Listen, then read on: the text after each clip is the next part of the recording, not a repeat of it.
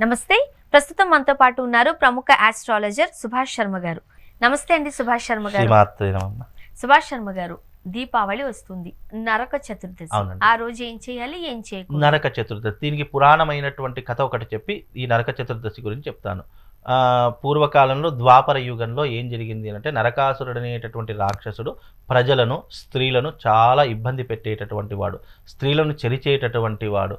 అలాంటి రాక్షస గుణము కలిగినటువంటి వాడు నరకాసురుడు. కాబట్టి ఆ నరకాసురుణ్ణి వధించడానికి ఆ నరకాసురుడికి ఉన్నటువంటి వరం ఏమిటి అంటే గనక, నేను ముల్లోకాలలో ఎవరి చేత చనిపోకూడదు, అలాగే ఎవరైతే నాకు జన్మనిచ్చినటువంటి తల్లి ఉంటుందో ఆమె చేతలే నేను మరణించాలి అని వరాన్ని పొందినటువంటి వాడు నరకాసురుడు.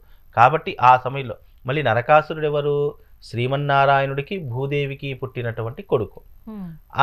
కాబట్టి ఇక్కడ దేవతలకు పుట్టినటువంటి బిడ్డ కాబట్టి దేవతా గుణములే రావాలి, అంటే సాత్వికమైనటువంటి గుణములే కావాలి. కానీ తాను పెరిగినటువంటి వాతావరణం, తాను చేసినటువంటి స్నేహ గుణము, ఇవన్నీ కూడా కలగలిపి రాక్షస గుణాలుగా మారిపోయాయి. అది ద్వాపర యుగానికి వచ్చేసింది. ద్వాపర యుగంలో సాక్షాత్తు భూదేవి మాతయే సత్యభామగా, రుక్మిణీదేవిగా అవతారం దాల్చి ఆ యొక్క నరకాసురుని వధించింది. తన తల్లి చేతిలోనే మరణించాడు. కాబట్టి ఆ మరణించినటువంటి సమయంలో, తాను యుద్ధం చేస్తున్నటువంటి సమయంలో రక్తపాతం జరుగుతుంది. నరకాసురుడి యొక్క రక్తము శ్రీకృష్ణుడి మీద, సత్యభామ మీద పడింది. కాబట్టి ఆ రోజున నరక స్నానము, అంటే నరక చతుర్దశి రోజున మంగళ స్నానాలు చేస్తూ ఉంటారు. ఆ మంగళ స్నానాలు అనేటటువంటివి ఏవైతే ఉన్నాయో అది నరక చతుర్దశి రోజున చేయడం అనేటటువంటిది ఆచారంగా మన సనాతన సాంప్రదాయం చెప్పినటువంటి అంశాలు. ఎవరైతే నరక చతుర్దశి రోజున శరీరానికి అభ్యంగ స్నానం, అంటే నువ్వుల నూనె మొత్తంగా పెట్టుకోవాలి, శరీరం అంతటికి కూడా నువ్వుల నూనె లేపనం చేసేసి తలకు కూడా నువ్వుల నూనె రాసి ఆ రోజున హారతులు ఇస్తారు. ఇంటి కుటుంబ సభ్యులు అందరికీ హారతులు ఇచ్చేసి ఆ రోజున స్నానానికి వెళుతూ ఉంటారు. ఆ రోజున చన్నీటి స్నానం చేయకూడదు, మరీ వేడి నీటి స్నానం చేయకూడదు, గోరువెచ్చని నీటితో స్నానం చేయడం, మళ్ళీ ఆ నీటిలో నువ్వుల పొడి వేసుకొని స్నానం ఆచరించడం అనేటటువంటిది మనకు నరక చతుర్దశి రోజున ఉన్నటువంటి నియమం అండి. ఓకే, సాధారణంగా ఇవి చేసినా చేయకపోయినా పర్వాలేదేమో, కానీ కొన్ని ఏవైతే చేయకూడదో అవి చేసేస్తూ ఉంటారు పొరపాటున. దానివల్ల చాలా ఇబ్బందికరమైన పరిస్థితులను ఎదుర్కోవాల్సి ఉంటుంది.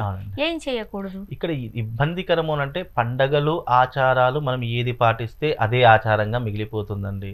కాబట్టి ఇక్కడ ఇబ్బంది అనే దానికంటే మన సాంప్రదాయాన్ని, మన సనాతన ధర్మాన్ని మనము కాపాడుకోవాలి అనే ఆతృత ఎవరికైతే ఉంటుందో, ఎవరికైతే అభిమానం ఉంటుందో అలాంటి వారికే ఇవి వర్తిస్తాయి తప్ప, సరలే ఇవి పండగలు మనకు ప్రతి సంవత్సరం వచ్చేటివి అని కొట్టిపారేసామనుకోండి, ఏమవుతుంది అని అంటే కనుక మన జీవితంలో కొన్ని విశేషమైనటువంటి పనులు మర్చిపోవడము, విశేషమైనటువంటి సాంప్రదాయాన్ని మర్చిపోయాము అని అనుకోండి, భగవంతుడు కూడా మనకు ఆపదలో ఉన్నప్పుడు కష్టాలను మనల్ని కూడా మర్చిపోతాడు.